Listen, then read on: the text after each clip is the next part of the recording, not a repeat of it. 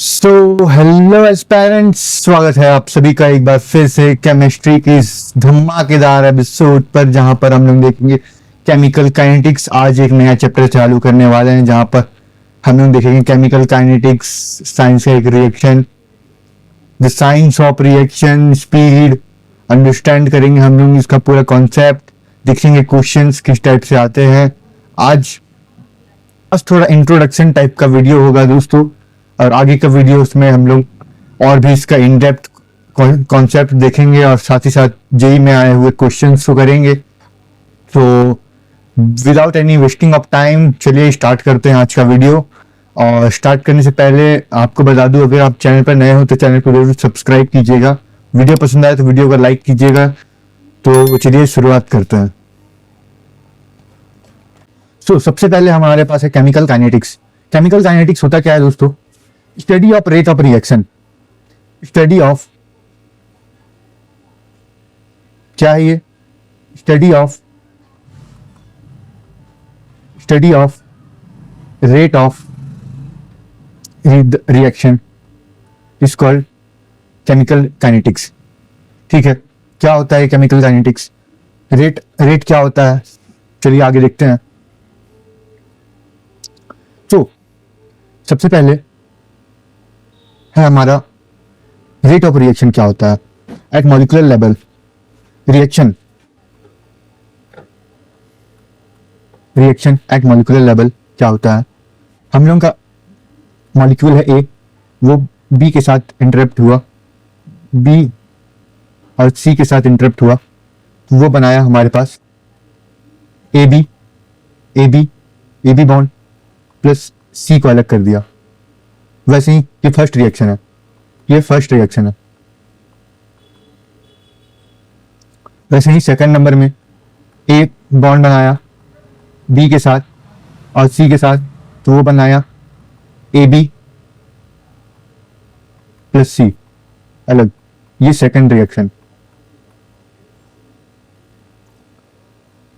So in terms of reaction हम लोग क्या जानते हैं कि in terms of reactant,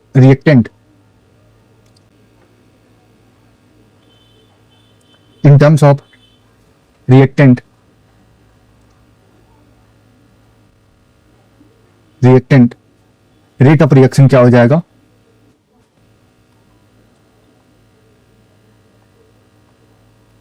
reaction क्या हो जाएगा? दो रिएक्शन हुआ है यहाँ पर, देखिए ये पहला रिएक्शन, ये दूसरा रिएक्शन, दो रिएक्शन हुआ है यहाँ पर। तो 2 अपॉन टाइम कितना लगा? 2 सेकेंड।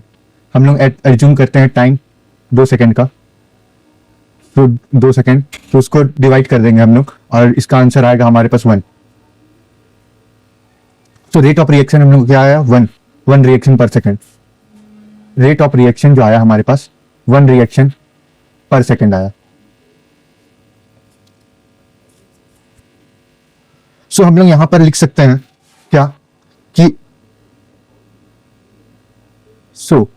यहां पर हम लोग लिख सकते हैं क्या कि रेट ऑफ रिएक्शन जो है, rate of reaction with respect to consumption of A,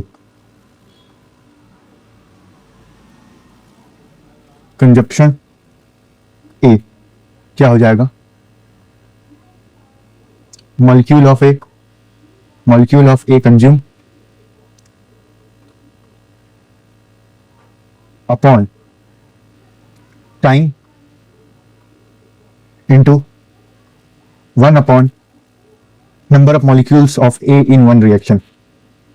Number of molecule of A in one reaction. तो यहां पर क्या हो जाएगा दोस्तों? यहां पर क्या हो जाएगा कि 2 मोल यहां पर कंजप्शन हुआ है, मॉलिक्यूल्स ऑफ ए कंजप्शन हुआ है यहां पर 2। At time T is equal to 2 seconds हम लोग कंजप्शन कर रहे हैं 2 का कंजप्शन हो रहा है, पहला और दूसरा। तो 2 का कंजप्शन हो रहा है, तो इसको हम लोग क्या लिखेंगे? 2 अपॉन टाइम कितना है 2 इंटू 1 अपॉन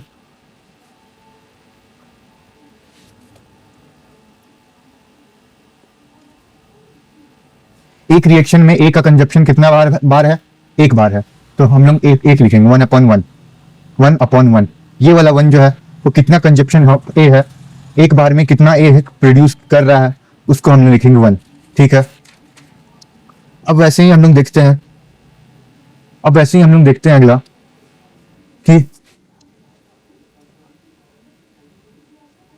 अगला हम लोग देखते हैं रिएक्शन कि P गोज टू P से P प्रोड्यूस हुआ, P से P जा रहा है, कंबाइन हो रहा है और वो बना रहा है Q।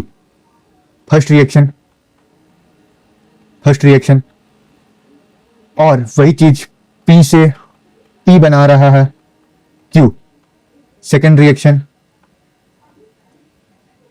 और ये सब चल रहा है अप टू फोर्थ रिएक्शन तक, P से P बना रहा है Q। ये हुआ थर्ड रिएक्शन और P से P बना रहा है Q। ये हुआ फोर्थ रिएक्शन। तो इन सभी में P जो है एट टाइम 2 सेकेंड्स क्या हो जाएगा हमारे पास,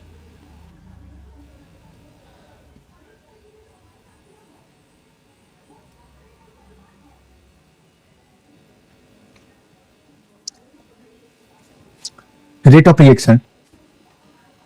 रिएक्शन जो हो जाएगा हमारे पास, टोटल रिएक्शन कितने हो गए हैं, total reaction upon time into 1 upon number of P in 1 reaction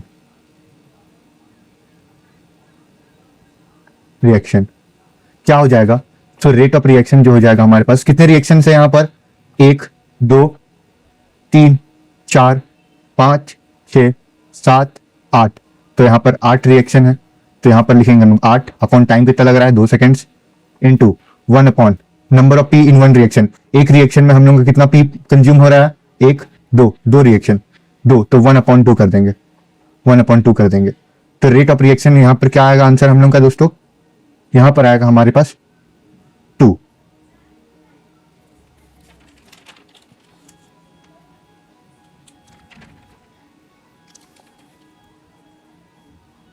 अब हम लोग देखेंगे eight micro level, rate of reaction at micro level में देखेंगे अब हम लोग।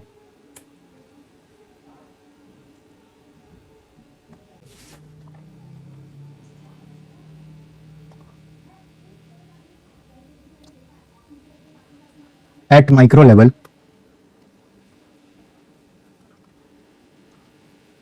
Level, if reactions are done in solution, rate of reaction can be calculated in terms of mole per liter, molarity के टर्म्स में कैलकुलेट हो जाएगा। if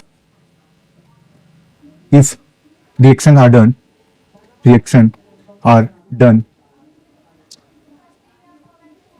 in solution,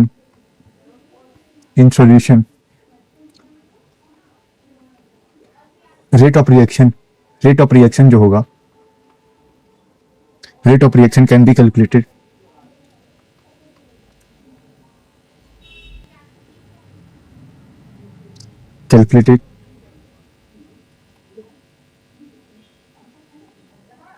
in terms of मोल पर लीटर, जिसको हम लोग बोलते हैं मोलैरिटी।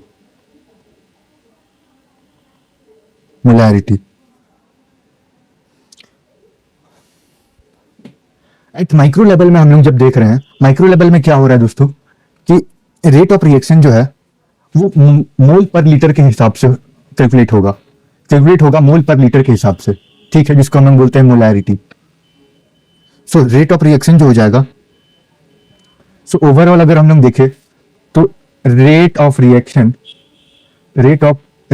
इज इक्वल टू आएगा change in concentration of reactant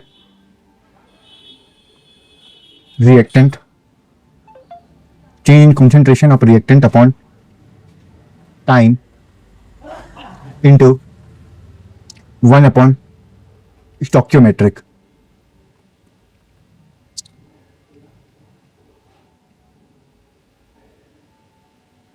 स्टोकियोमेट्रिक coefficient ये हमारे पास हो जाएगा रेट ऑफ रिएक्शन का।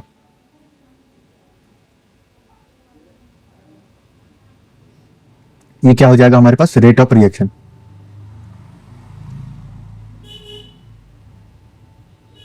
इसका अगर हम लोग एग्जांपल देखें, इसका एग्जांपल सो यहां पर A coefficient of A plus A B of B goes to C of C, ठीक है, कैपिटल सी। सो अगर यहां पर at T is equal to zero में 1 मोलैरिटी ले लेते हैं और T1 ये T2 में 10 सेकेंड है और इसका आ गया 0.5 मोलैरिटी।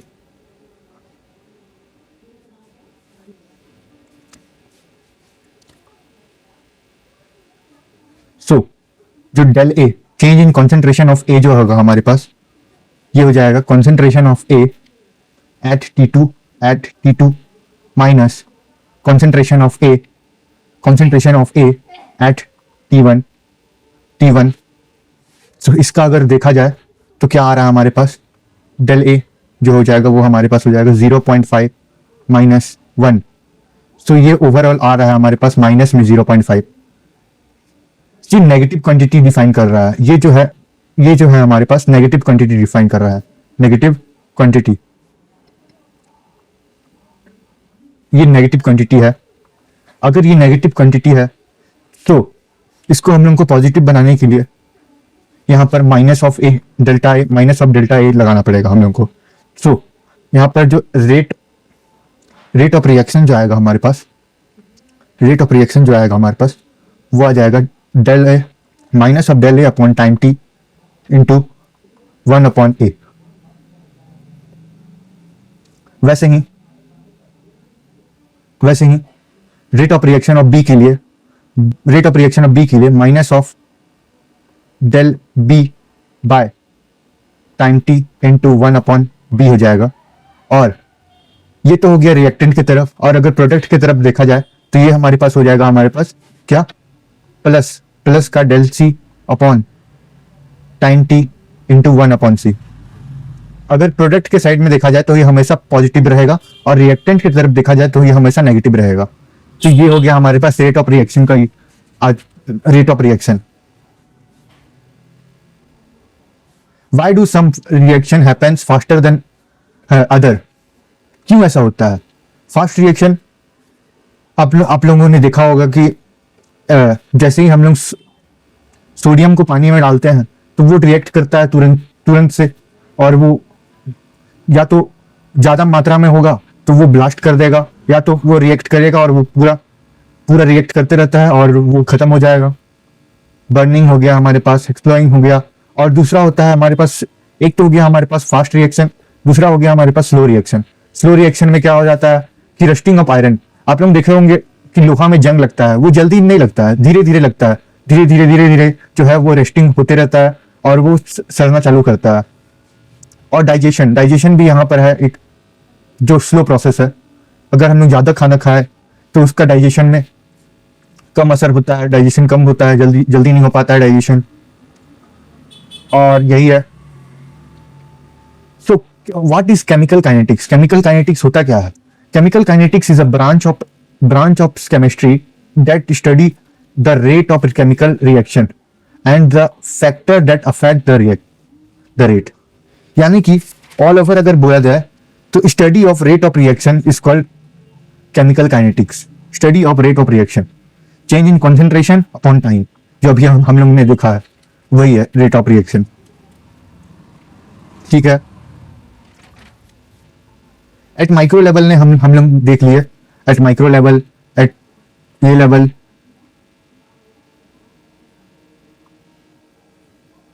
अब हम लोग देखेंगे सो रेट ऑफ रिएक्शन में हम लोग क्या देखे? Rate of rate of reaction में हम लोग देखे कि जो भी रिएक्टेंट का साइड रहता है वो हमेशा माइनस में आएगा, माइनस ऑफ समथिंग आएगा upon time T into 1 upon उसका stoichiometric.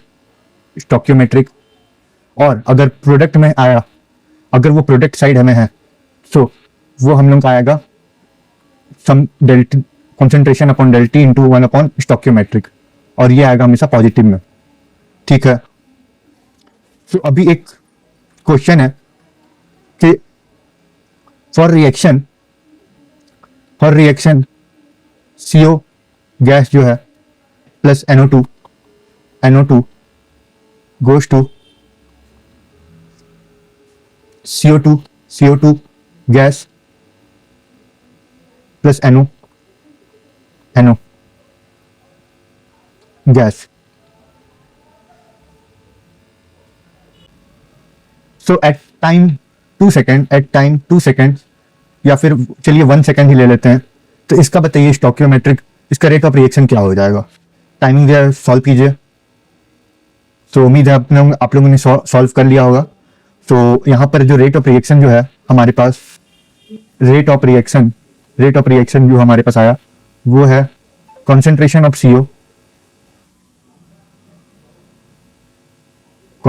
Of CO upon time 1 second into 1 upon इसका स्टोक्योमेट्रिक 1 है,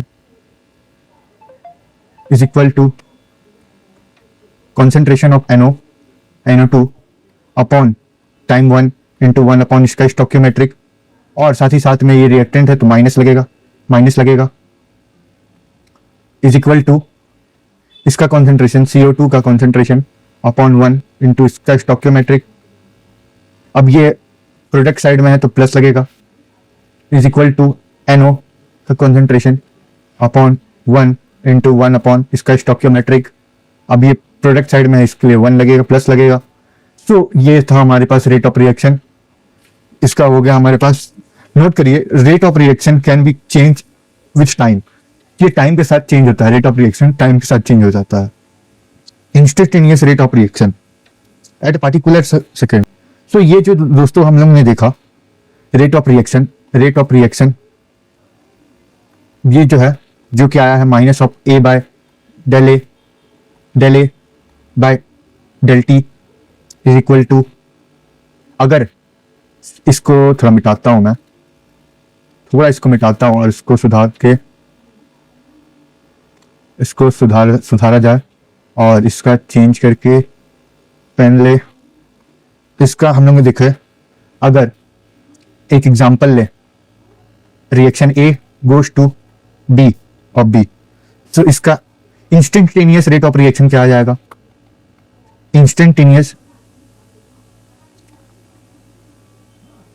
इंस्टेंटेनियस रेट ऑफ रिएक्शन क्या आ जाएगा हमारे पास, ये हो जाएगा हमारे पास minus of 1 by A into concentration of A del A by del T, instantaneous है दोस्तों ये हमारे पास, is equal to plus of 1 upon B into del B by del T,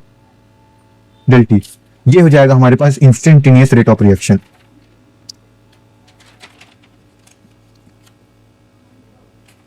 ये हो जाएगा हमारे पास instantaneous rate of reaction.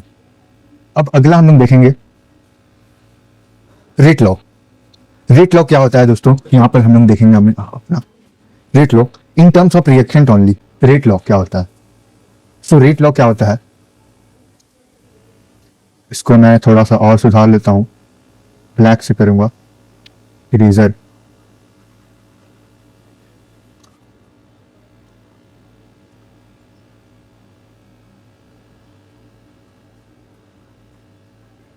Rate law क्या होता है देखते हैं।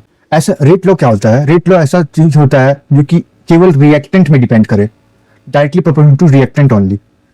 रेट लॉ केवल रिएक्टेंट में डिपेंड करता है, जैसे कि फॉर एग्जांपल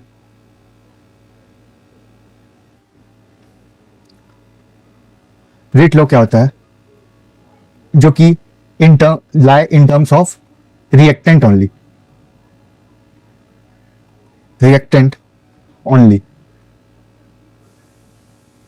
सो इसमें हम लोग को पता चलता है रेट ऑफ रिएक्शन जो है is directly proportional to reactant concentration and each concentration being rise to the same power. Rate of reaction directly proportional to reactant concentration and each concentration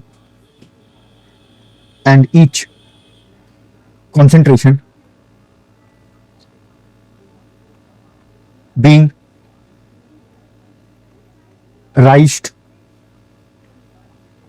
to some power.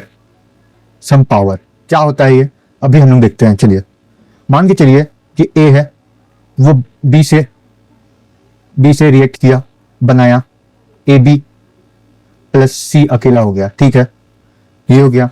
तो इसका rate जो हो जाएगा, rate of reaction क्या हो जाएगा इसका, ये हो जाएगा minus of del A by del T। इसका स्टोकियोमेट्रिक कुछ नहीं है, 1 है, तो यहाँ 1 आ गया, यहाँ पर is equal to minus of del BC of del T। ये रिएक्टेंट साइड का है, और अगर प्रोडक्ट का साइड का बनाए, प्रोडक्ट साइड का बनाए, तो ये बन जाएगा हमारे पास del of AB upon del T is equal to del of C upon del T। इसका स्टोकियोमेट्रिक 1, इसका स्टोकियोमेट्रिक 1, ठीक है। तो इसका जो रेट जो आएगा, rate directly proportional to A का कंसंट्रेशन और BC का कंसंट्रेशन, यानी कि रिएक्टेंट साइड के कंसंट्रेशन के बराबर आएगा। डायरेक्टली प्रोपोर्शनल है रिएक्टेंट साइड के कंसंट्रेशन का, और उसकी पावर में कुछ तो M और कुछ तो N होगा। और इसी को अगर हम लोग, यही होता है हमारे पास रेट लॉ, और इसी को अगर हम लोग लिखे, तो अगर प्रोपोर्शनैलिटी कांस्टेंट हटाए तो R is equal to K A की पावर M BC की पावर N आ जाएगा,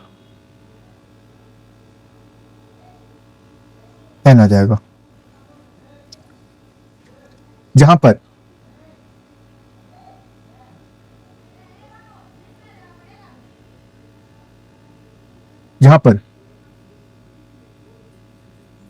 K क्या है, K है रेट कांस्टेंट, K है रेट कांस्टेंट,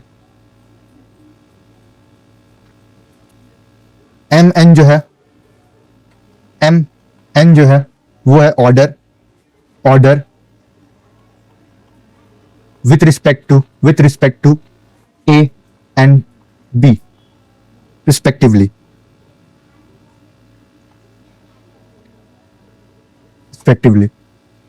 ये है रेट लॉ, जहां पर आता है हमारे पास R is equal to K, A की concentration raise to the power M, BC की concentration raise to the power N। So ये है हमारे पास रेट लॉ।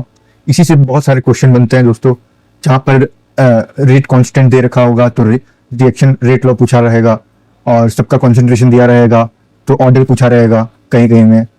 सो यही था हमारे पास।